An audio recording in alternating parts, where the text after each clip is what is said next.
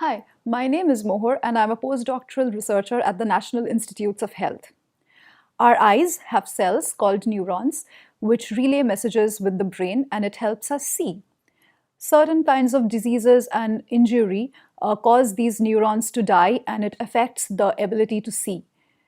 I am studying a protein called brorin that is produced by these neurons and it helps them survive after an injury. The more number of neurons that survive after an injury, the greater the odds are that the eye will heal and regain its ability to see normally once again.